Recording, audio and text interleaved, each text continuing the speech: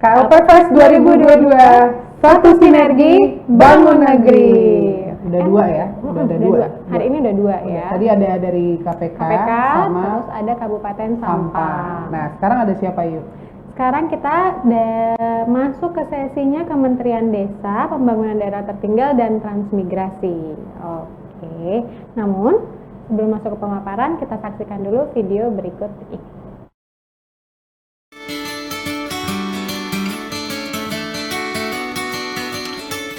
Kementerian Desa, Pembangunan Daerah Tertinggal dan Transmigrasi Republik Indonesia adalah kementerian yang membidangi urusan pembangunan desa dan kawasan perdesaan, pemberdayaan masyarakat desa, percepatan pembangunan daerah tertinggal dan transmigrasi.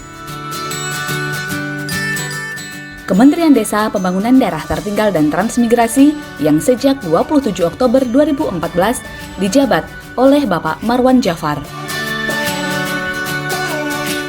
Kemudian pada tahun 2016, tongkat estafet kepemimpinan beralih kepada Bapak Eko Putro Sanjoyo.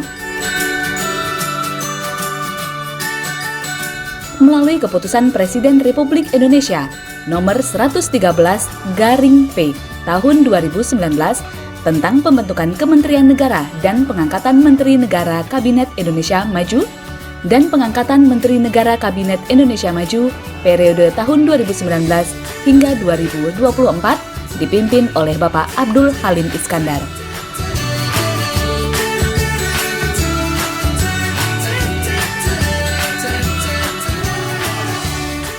Nama Kementerian Desa, Pembangunan Daerah Tertinggal dan Transmigrasi merupakan nomenklatur resmi dari kementerian ini.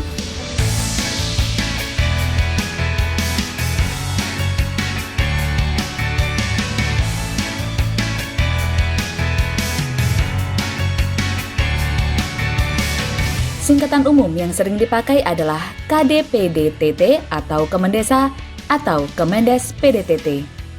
Berdasarkan pada Permendes nomor 15 tahun 2020 menyelenggarakan fungsi A.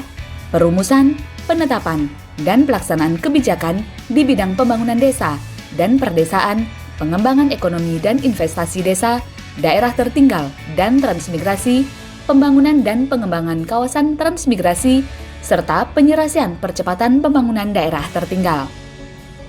B.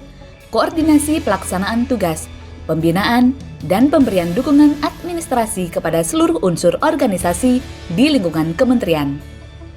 C. Pengelolaan barang milik atau kekayaan negara yang menjadi tanggung jawabnya. D. Pengawasan atas pelaksanaan tugas di lingkungan kementerian. E. Pelaksanaan bimbingan teknis dan supervisi atas pelaksanaan urusan kementerian di daerah. F. Pelaksanaan pengembangan kebijakan dan daya saing, penyusunan keterpaduan rencana pembangunan, dan pengelolaan data dan informasi di bidang pembangunan desa dan perdesaan, daerah tertinggal dan transmigrasi. G. Pelaksanaan pengembangan sumber daya manusia dan pemberdayaan masyarakat desa, daerah tertinggal, dan transmigrasi. H. Pelaksanaan dukungan yang bersifat substantif kepada seluruh unsur organisasi di lingkungan kementerian. Setelah penyesuaian SOTK baru, struktur organisasi Kemendes PDTT mengalami perubahan. Unit kerja eselon 1 terdiri atas 1. Sekretariat Jenderal, 2. Direktorat Jenderal Pembangunan Desa dan Perdesaan, 3. Direktorat Jenderal Pengembangan Ekonomi dan Investasi Desa, Daerah Tertinggal dan Transmigrasi, 4. Direktorat Jenderal Percepatan Pembangunan Daerah Tertinggal, 5. Direktorat Jenderal Pembangunan dan Pengembangan Kawasan Transmigrasi, 6. Inspektorat Jenderal, 7. Badan Pengembangan dan Informasi Desa, Daerah Tertinggal dan Transmigrasi, 8. Badan Pengembangan Sumber Daya Manusia dan Pemberdayaan Masyarakat Desa, Daerah Tertinggal dan Transmigrasi. Saat ini, Mendes PDTT Abdul Halim Iskandar sedang mengenjot pelaksanaan SDGs Desa yang menjadi arah kebijakan pembangunan desa sampai tahun 2030. SDGs Desa bersumber dari arah kebijakan pembangunan global yang dirumuskan PBB dengan 193 negara yang disebut SDGs. SDGs global tersebut diturunkan ke dalam Perpres nomor 59 tahun 2017 dengan judul Percepatan Pencapaian Tujuan Pembangunan Berkelanjutan. Kemudian, dilokalkan ke level terkecil yaitu SDGs Desa yang memuat 18 tujuan dengan 22 indikator. Konsep pembangunan desa yang dirumuskan dalam SDGs Desa disertai data yang valid akan menjadi gerbong utama percepatan pencapaian kesejahteraan warga desa. Penguatan data SDGs Desa dapat menghasilkan pemanfaatan dana desa yang transparan dan tepat sasaran. Dana desa telah digunakan untuk membangun prasarana pengunjung aktivitas ekonomi masyarakat seperti jalan desa, jembatan, pasar desa, tembatan perahu, embung, irigasi, penahan tanah, dan pembiayaan BUM desa. Dana desa juga telah digunakan untuk membangun berbagai fasilitas guna meningkatkan kualitas hidup masyarakat desa, seperti sarana olahraga, fasilitas air bersih, bangun MCK, polindes, drainase, pembiayaan PAUD, pembangunan posyandu, dan pembuatan sumur.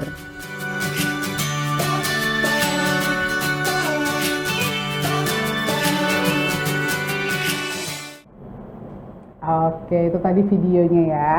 Saat ini juga sudah bergabung bersama kita narasumber dari Kementerian Desa, Pembangunan Daerah Tertinggal dan Transmigrasi, Bapak Antonius Hawan selaku analis SDM aparatur ahli muda pada Kementerian Desa, Pembangunan Daerah Tertinggal dan Transmigrasi. Selamat pagi, Bapak.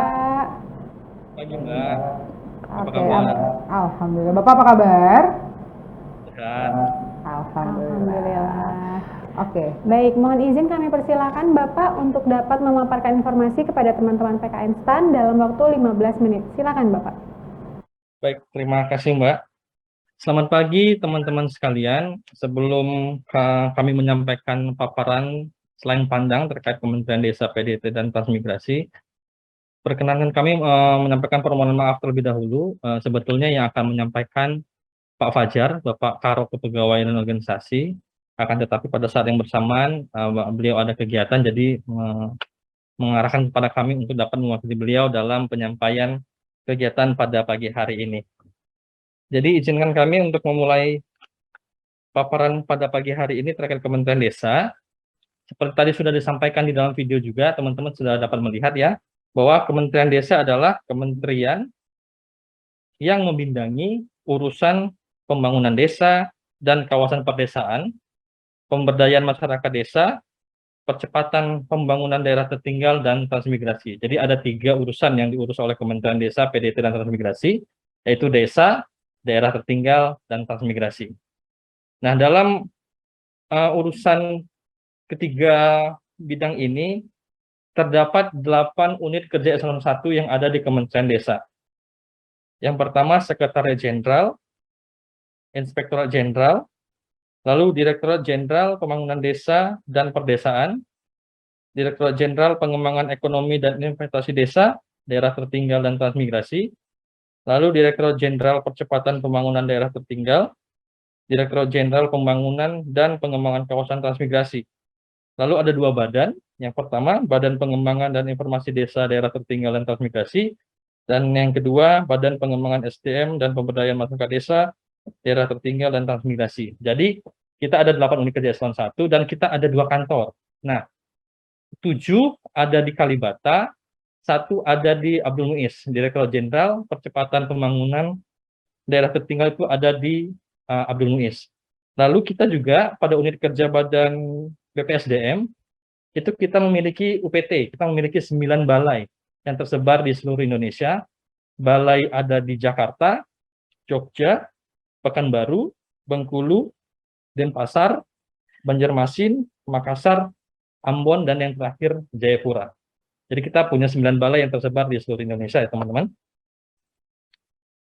Lalu terkait untuk penempatan teman-teman nanti jika bergabung ke Kementerian Desa, usulan alokasi kita ada 31 yang akan kita bagi ke dalam 8 unit kerja eselon 1. Untuk di Sekretariat Jenderal, kita usulan alokasinya ada 7 orang. Di Direktorat Jenderal Pembangunan Desa dan Perdesaan 5 orang, Direktorat Jenderal Pengembangan Ekonomi dan Investasi Desa itu 4 orang, Direktorat Jenderal Percepatan Pembangunan Daerah Tertinggal 2 orang, Direktorat Jenderal Pembangunan dan Pengembangan Kawasan Transmigrasi 5 orang, di Inspektorat Jenderal itu 2 orang, di Badan Pengembangan Informasi Desa 4 orang dan di BPSDM itu 2 orang. Jadi kita total usul alokasi kita sebanyak 31 orang yang akan ditempatkan di 8 unit kerja eselon 1. Lalu seperti apa kualifikasi pendidikannya? Kualifikasi pendidikan yang kita butuhkan ada 3, yaitu D3 Kebendaharaan Negara, D3 Manajemen Aset, dan D3 Akuntansi. Yang mana nama-nama jabatannya yang kita butuhkan sesuai dengan usul alokasi kita adalah pengelola anggaran, pengelola barang milik negara, dan pengelola keuangan. Nah, jabatan-jabatan ini apa sih tugasnya? Apa sih yang akan dikerjakan teman-teman? Nah, untuk pengelola keuangan, tugasnya itu ialah memiliki tugas melakukan kegiatan pengelolaan dan penyusunan laporan di bidang barang persediaan dan barang milik negara. Lalu untuk teman-teman nanti akan bertugas sebagai pengelola keuangan, melakukan kegiatan pengelolaan dan penyusunan laporan di bidang keuangan. Lalu yang ketiga, pengelola anggaran, yaitu memiliki tugas melakukan kegiatan pengelolaan dan penyusunan laporan di bidang anggaran. Jadi tiga bidang ini yang akan gambaran pekerjaan akan teman-teman laksanakan ketika nanti memilih untuk bergabung di Kementerian Desa, PDT, dan Transmigrasi. Lalu seperti apa pengembangan karir yang ada di Kementerian Desa? Sesuai dengan Kepmen Desa nomor 78 tahun 2019 tentang pedoman pelaksanaan manajemen sumber daya manusia yang terintegrasi. Jadi kedelapan hal inilah yang akan dilakukan dalam hal pengembangan manajemen karir yang ada di Kementerian Desa, PDT, dan Transmigrasi. Lalu juga teman-teman dapat lihat yang kita highlight di pelatihan dan pengembangan. Jadi dalam bentuk pengembangannya nanti untuk pendidikan ada tugas belajar dan izin belajar. Dan juga untuk pelatihan ada pelatihan teknis dan pelatihan fungsional. Baik, lalu next boleh. Ini teman-teman dapat lihat beberapa budaya kerja ASN yang ada di Kementerian Desa, PDT, dan Transmigrasi. Kita melaksanakan apel gabungan dan apel UK1. Untuk apel gabungan itu kita laksanakan pada minggu pertama di setiap bulan, dan untuk apel UK1 itu dilaksanakan setiap minggu. Dan juga kita punya pegawai teladan yang mana diserahkan langsung oleh Bapak Menteri, dilaksanakan setiap bulan. Lalu ada TPP inspiratif, pencanangan ASN berakhlak, pegawai teladan, PSN teladan, dan juga ada senam bersama dan aksi kolaborasi antar unit kerja dalam setiap kegiatan. Lalu juga ada beberapa penghargaan yang telah diterima oleh Kementerian Desa, baik dari Ombudsman, dari Menpan RB, dan juga dari BKM. Nah, juga untuk teman-teman nanti yang akan bergabung ke Kementerian Desa, juga kita memiliki fasilitas dan komunitas yang ada di lingkungan Kementerian Desa, Pembangunan Daerah Tertinggal dan Transmigrasi. Jadi teman-teman jika punya bakat olahraga atau bakat seni nanti dapat disalurkan dan dapat bergabung dengan komunitas-komunitas yang ada di Kementerian Desa, PDT, dan Transmigrasi. Seperti kita ada lapangan tenis meja juga, gor badminton, lapangan voli, lapangan futsal, lapangan basket. Jadi teman-teman memang yang berbakat dan punya minat dalam olahraga bisa bergabung dengan komunitas-komunitas ini. Sementara itu yang dapat kami sampaikan. Jika nanti teman-teman berdiskusi, dipersilakan. Terima kasih Mbak, kami kembalikan ke MC, silakan. Baik, terima Siap, kasih Bapak. Terima kasih atas paparan yang informatif sekali, Bapak. Sekarang kita akan masuk ke sesi pertanyaan. Untuk teman-teman PKN STAN yang mau bertanya langsung bisa raise hand ya. Nanti sambil dipantau nih kalau misalnya ada yang mau tanya langsung. Tapi ini ada yang menanyakan, Bapak, dari mahasiswa PKN STAN minta dibacakan pertanyaannya. Itu dari Aan Andrian. Pertanyaannya adalah sebagai berikut. Apakah Kemendes memiliki kantor vertikal selain balai yang tadi disebutkan saat paparan? Atau ada selain itu? Lalu bagaimana sistem mutasinya? Pola mutasinya, Bapak? Monggo Bapak silakan. Baik, kalau kita kantor vertikalnya hanya tadi di balai Mbak ya. Jadi kita memang kantornya ada di Kalibata, di Abdul Muiz, 8 unit kerja eselon 1. Dan juga kita punya balai yang hanya 9. Jadi balai-balai itu yang ada di bawah BPSDM. Yang saya jelaskan tadi ada 9 tempat. Jadi kita vertikalnya hanya dengan balai-balai saja, jadi tidak ada yang lain. Lalu juga untuk sistem mutasinya, mutasi antar UK1 akan kita lihat dulu terkait formasi yang ada. Kalau memang ada formasi dan memang dibutuhkan oleh unit kerja yang dituju dan juga unit kerja asalnya bersedia untuk melepas, jadi akan kita koordinasikan lebih lanjut dan akan bisa untuk mutasi, Mbak. Tapi kan kita lihat dulu kebutuhan dan informasi yang ada, disesuaikan dengan kebutuhan dan informasi yang ada. Oke, Baik, berarti sesuai siap. formasi ya. Formasi ya, oke, siap. Oke, baik. Pertanyaan selanjutnya Bapak mohon izin.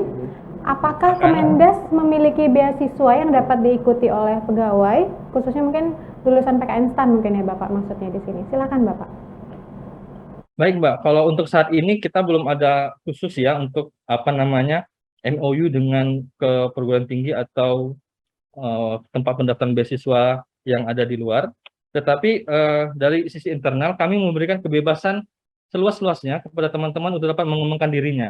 Jadi jika memang ada kesempatan di luar teman-teman memperoleh beasiswa, apakah itu Bappenas, apakah itu LPDP, kita di internal memberikan kesempatan seluas-luasnya untuk pengembangan karir teman-teman.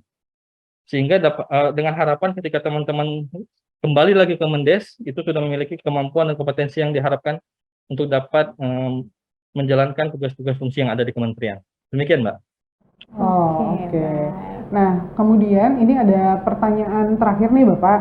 Bagaimana pola karir lulusan PKN STAN ini nantinya? Apakah bisa sampai ke JPT Pratama atau sampai dengan pimpinan tinggi gitu Pak? Monggo Bapak silakan.